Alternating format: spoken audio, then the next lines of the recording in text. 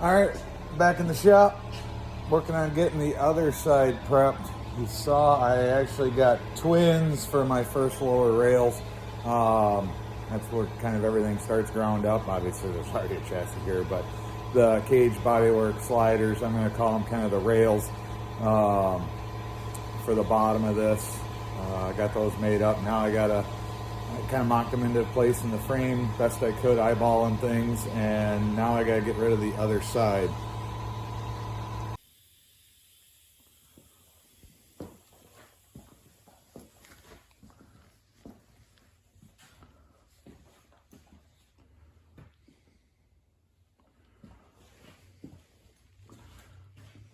So, working on laying out my cut lines here to remove this section of floor pan. All of this was like, this is a patch panel, this is a patch panel, this is good original floor. We got another patch panel up here. You can see more patch panels going up into the firewall side of things. So all that's gonna go. I'm gonna get these patch panels knocked out of the way so I can mark my cut line, trying to match that to that body line on that side, so I can leave the original rib in for a little, keep the floor from oil canning a little bit without having to try and figure out, oh, actually, without going out and buying a bead roller to put some structure into what I'm putting in here. So same on the other side. I'm gonna cut. I was gonna cut here and work my way up, but now that I know what I ran into on the other side, I'm just gonna cut right across the bottom of this cowl line, taking out the pinch weld, or that, well, pinch weld, seam, whatever it is. Over here, I'm gonna dodge the VIN tag.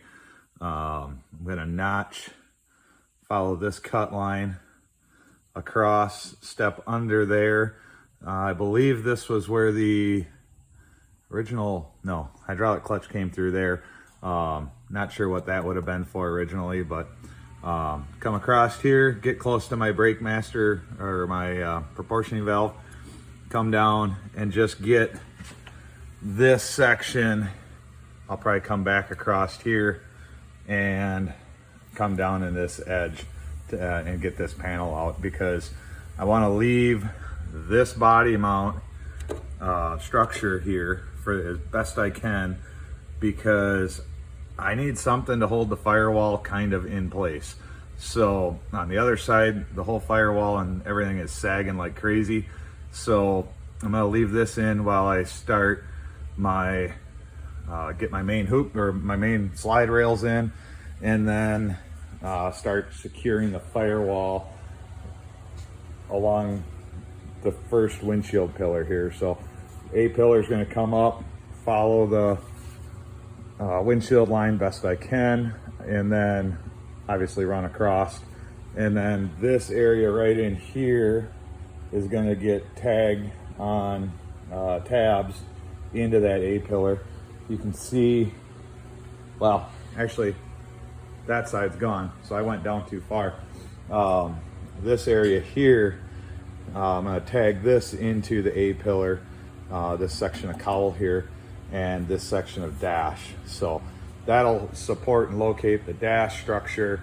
We'll be adding more in to secure the firewall as I build floor pans back into the front and rebuild the firewall. So gonna end up with another tube that ultimately comes up through here and goes across to the hood, and whatever I end up using to wrap the headlights. So that'll ultimately hold the cowl in place, but gonna just start hacking away here, get the majority of this out of the way.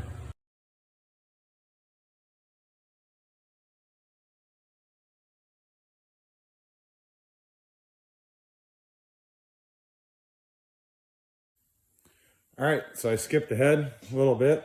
Got the side of the Jeep cut out here. Left most of the floor pan intact as possible. That lower body mount brackets as well. Just hoping to support the firewall of the Jeep a little better as I mock up the tubing that's going to support the cowl and things of that nature in this area here. Just kind of hoping it helps. Seems to be helping. It's a lot better than the other side. And I got my first tubes burned into place here. So this is gonna be the rock slider. Well, I guess the tube that gets beat the most against the rocks. I never really got the body into anything, but this is gonna be about the same location as that. I did crush the exhaust, but this is gonna be higher than the exhaust. So, you know, sooner or later I'll whack it. But in the interim, that's the start of the cage and body work. So from there, I got to build an A-pillar. I got a chunk of tubing jammed into the floor, and that's holding up the dash on this side. So I got to get the A-pillar cut for this area here of the cage. That's going to go up over the windshield, come back down obviously the other side. So that's going to be a one-piece front A-pillar hoop. So now it's just making a bunch of measurements. This here is all going to get filled in. I've got some pieces of tube that I had intended to use. Just kind of drew them up, mocked them up into place. These were going to fit. Actually, I'd probably be able to cut them short and get them in there. My intention was they would sit with the top of the tube right here. So when I ran the floor across, they'd clear. Now, after looking at things a little different, I'm going to terminate them out here and run them down at whatever angle that is to get it to terminate at the bottom of the frame. Then my exhaust is going to run above it between these tubes here and the underside of the floor. So thinking 2.5 inch exhaust. I got a 4-inch tube frame, 1 3/4 brackets. I'll intrude on the floor by about 1/4 inch. So ultimately I'll probably just jack the floor up a little bit on this side. And the way I made these tubes are 1 inch taller at the top, or excuse me, 1 inch higher at the top of the tube here compared to the top of the frame here. So I'll be able to bring, depending on how I decide to start putting tabs in, my intention was to split this tube and put a tab in, which would bring the floor straight across to the top edge of this.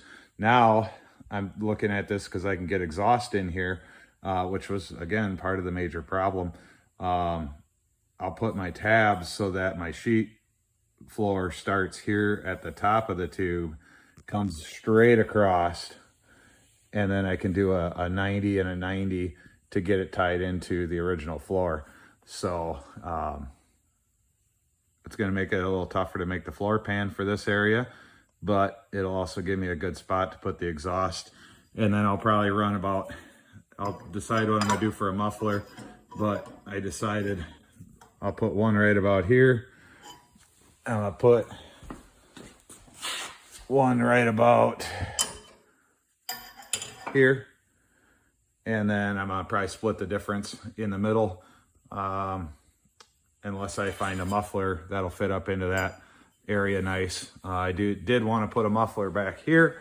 Run each pipe up, cut through a spot here in the frame, and then put a muffler in the center here with, you know, dual in, dual outs, or even a dual in, single out, because I don't really care anymore what it sounds like. It's just got to be quiet.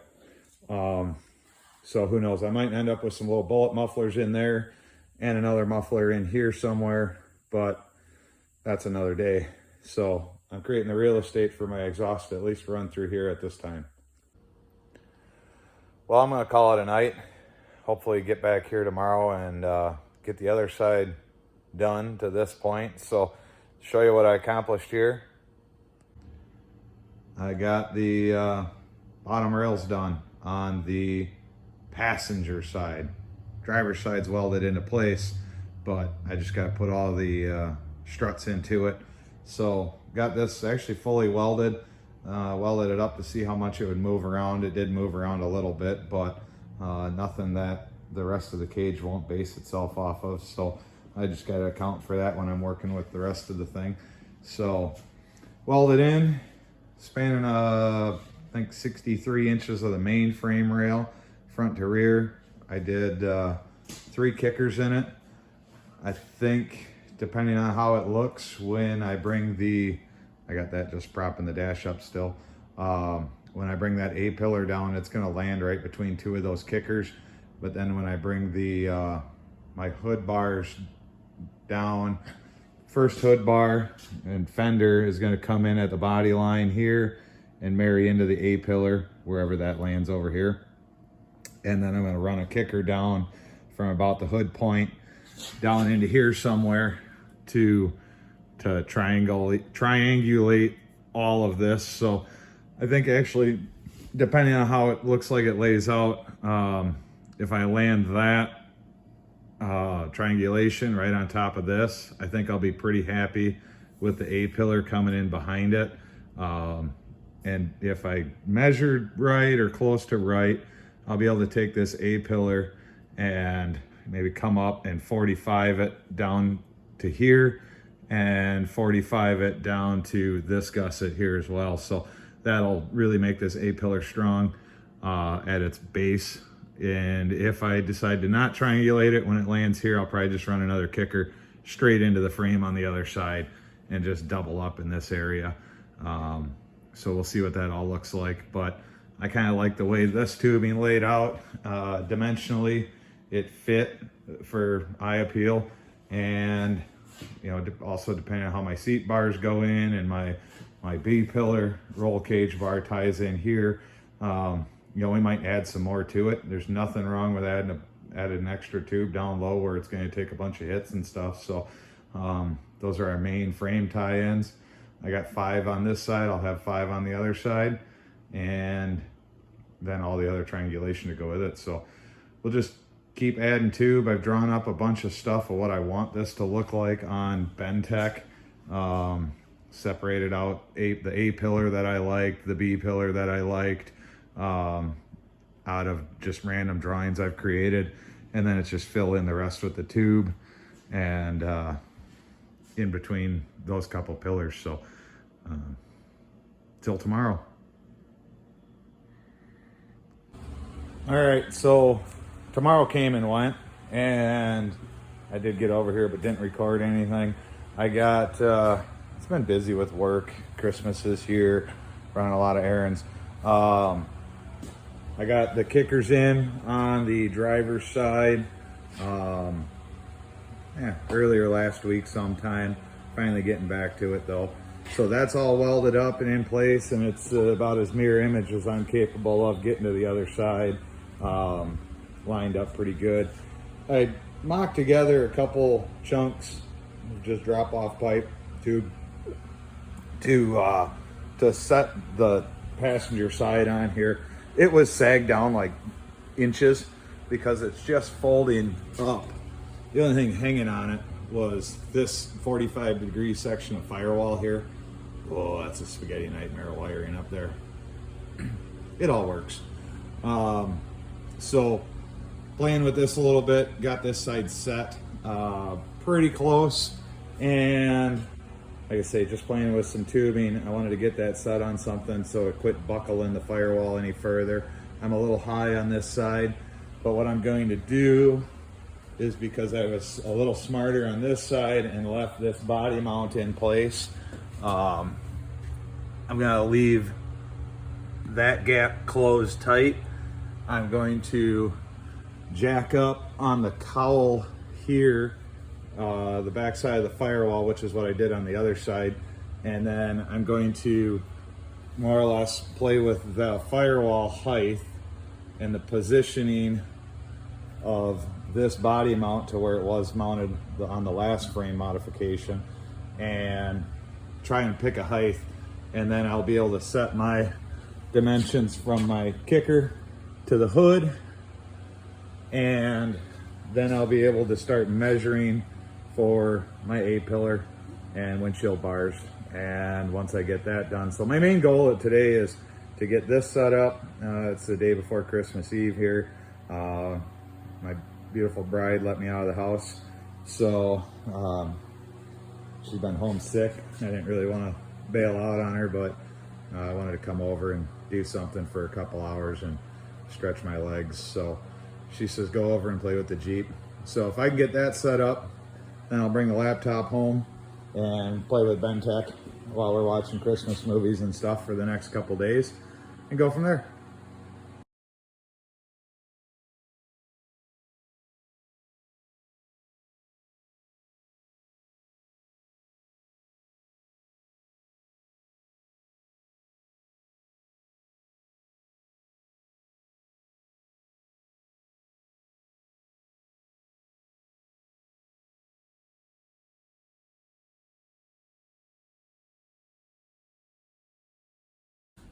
Okay, so I officially have the cowl sitting on these vertical kickers off of the lower sliders. So I ended up welding these fully at the bottoms and just tacking at the top. That's a big tack, but we're gonna pass that through the fender bar, hood bar, whatever we want to call it. That's going to pass through, and that tube is going to set the elevation that I build everything off of. So left that there, burned it in solid, got both sides done. I'll end up having to slide the body back and forth. I was trying to split the center line of the tube the best I could, and I'm a little more inboard on this side than the other side. So here's the beauty right now. Just grab a hold. Hey, look at that. There's more tube there. So this is going to be a game of eyeball it.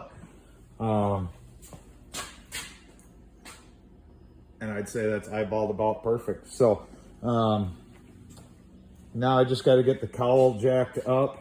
It's still downhill here, and that's creating that pinch point at the hood. So I got to rig that up now.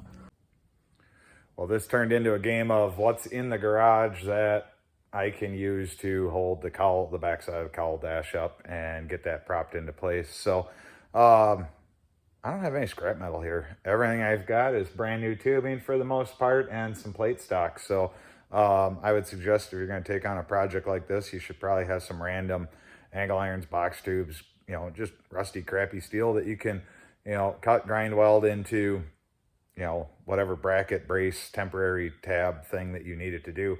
But rummaging in the ground, or rummaging around the garage, turn this into a game of using things they aren't designed for. And I found the perfect adjustable cowl holder thing.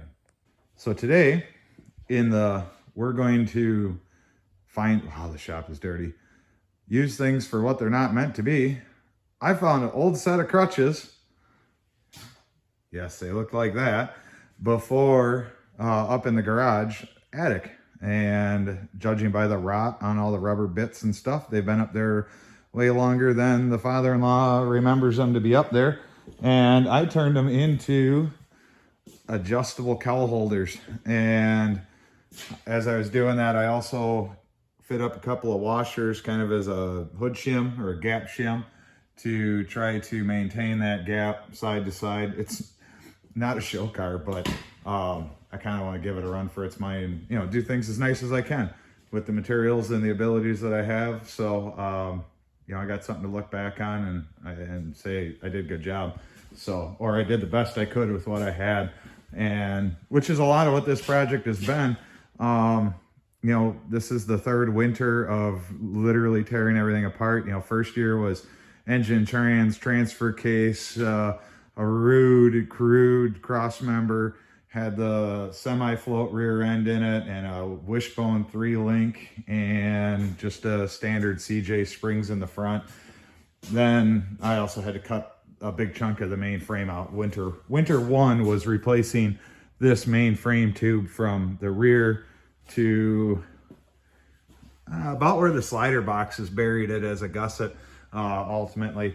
And then winter two turned into the 4-link and the full float gear set, the whole 9 yards there, and a spool. The 60, junkyard 60, full rebuild, gear set, spool, YJ springs, slider boxes. And really that was about winter two. But what I did find is a lot of the suspension things that I did have to cut and modify when I did the frame, and like the transmission cross member and things like that, they were all kind of garbagey. I was working on my skill set at that point. Still am working on my skill set.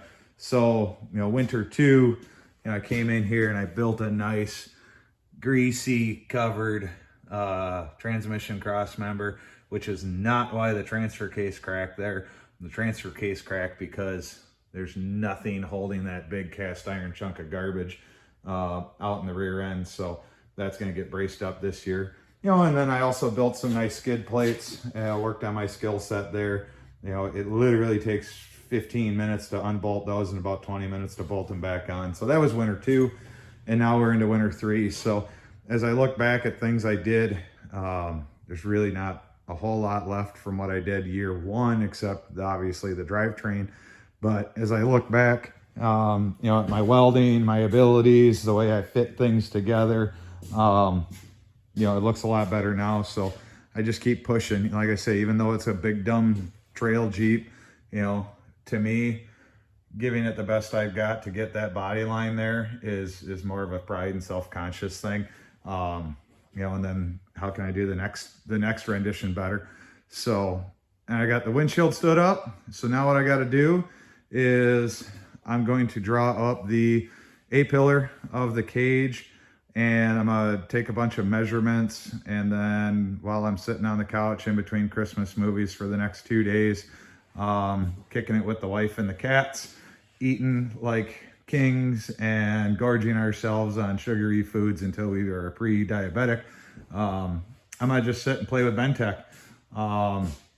I've got the rear dimension for where my B pillar is going to be. I've got all of the gussets drawn out, so I can enter all those into a fabricated part on Bentech, and then just sit there on the couch and play with different things. So that's pretty much a wrap for today, other than watching me run around with a tape measure, and that's pretty boring, and listening to me run numbers in my head. So I know this will come out after Christmas, but Merry Christmas from 608 Fab. Till we're back next time, enjoy family, enjoy friends, and do something cool.